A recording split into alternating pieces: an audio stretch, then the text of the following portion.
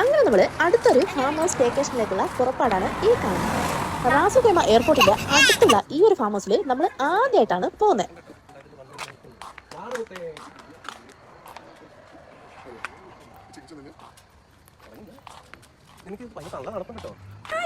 അങ്ങോട്ട് കേറിയപ്പോ തന്നെ മഞ്ജു ടീച്ചറും കുട്ടികളും നമ്മളെ തനുമോളെ അങ്ങ് വരവേറ്റു.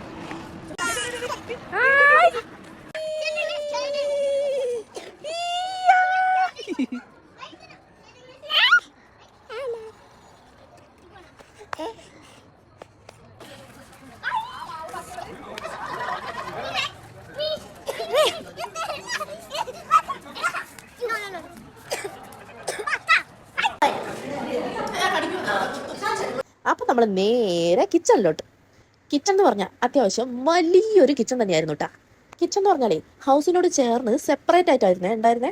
അത് ഒരേ സമയം ഒത്തിരി പേരെ ഉൾക്കൊള്ളിക്കാനും പറ്റുമായിരുന്നു. ലൈവായിട്ട് നല്ല ചൂട് പഴംപൊരിയും ഉണ്ടായിക്കൊണ്ടിരിക്കുകയായിരുന്നേ. അതിൽ നിന്ന് 2 പഴംപൊരിയൊക്കെ എടുത്ത് തനുമോളങ്ങ് സ്റ്റാർട്ടായി. ഒത്തിരി കുട്ടികളെ കണ്ടതുകൊണ്ടാന്ന് തോന്നുന്നു തനുമോള് ഫുൾ എനർജി ആയിരുന്നു. എന്നിട്ട് നമ്മൾ നേരെ ബെഡ്റൂമിലേക്ക്. ഇതുപോലെ ഒരു 3-4 ബെഡ്റൂം അവിടെ ഉണ്ടായിരുന്നേ. അമ്മുക്കുട്ടി വന്നത് തന്നെ സ്വിമ്മിംഗ് പൂളിൽ ഇറങ്ങാൻ വേണ്ടിയിട്ടാ. അപ്പൊ അതിനുള്ള പോക്കാണ് ആ പോക്ക്. എല്ലാവരും ഇവിടെ സ്വിമ്മിംഗ് പൂളിൽ തകർത്ത് തിമർക്കുന്നതേ സങ്കടത്തോടെ നമ്മൾ നോക്കി നിൽക്കുകയായിരുന്നു. നല്ലൊരു ആംബിയൻസ് ഉള്ള അത്യാവശ്യം വലിയൊരു ഇൻഡോർ സ്വിമ്മിംഗ് പൂളായിരുന്നു കേട്ടോ അവിടെ. സ്വിമ്മിംഗ് പൂളിനോട് ചേർന്ന് ഒരു 2-3 വാഷ്റൂമും കൂടെ അവിടെ ഉണ്ടായിരുന്നേ.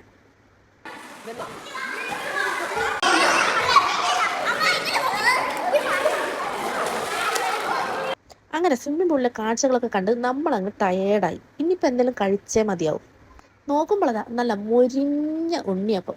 എന്നാ പിന്നെ 2 കഴിച്ചേക്കാം.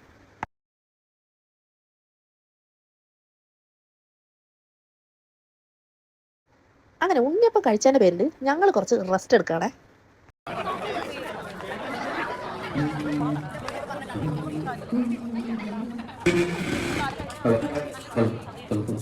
പിന്നെ നോക്കുമ്പോൾ നല്ല ലൈവ് മുട്ട ഓംലെറ്റ്.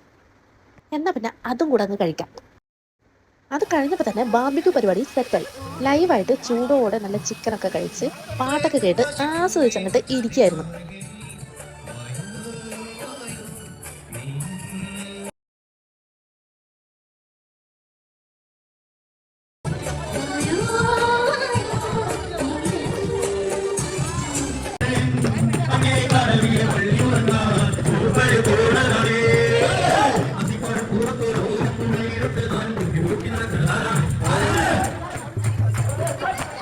അങ്ങനെ ഫുഡൊക്കെ കഴിഞ്ഞപ്പോൾ തന്നെ കുട്ടികളൊക്കെ ടെൻ്റൊക്കെ എടുത്ത് പുറത്ത് സെറ്റായി.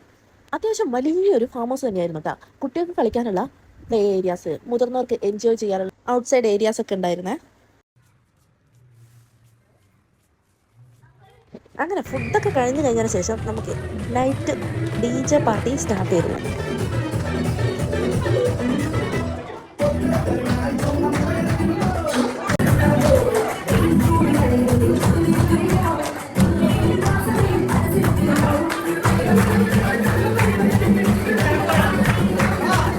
അങ്ങനെ പാർട്ടിയൊക്കെ കഴിഞ്ഞ് കുറച്ചു നേരം നമ്മളെ അച്ഛൻ്റെ മടിയിൽ അങ്ങനെ റെസ്റ്റ് എടുക്കുകയാണ്. പിറ്റേ ദിവസം ഈവനിങ് 3 മണി വരെ നമുക്ക് അവിടെ സ്റ്റേ ചെയ്തിട്ട് ചെക്ക് ഔട്ട് ആയാൽ മതിയായിരുന്നേ. അത്യാവശ്യം നല്ല തണുപ്പായതുകൊണ്ടും തനുമോളുടെ ഹെൽത്ത് അത്ര ഓക്കെ അല്ലാത്തതുകൊണ്ടും നമ്മൾ രാത്രി തന്നെ അങ്ങ് തിരിച്ചു.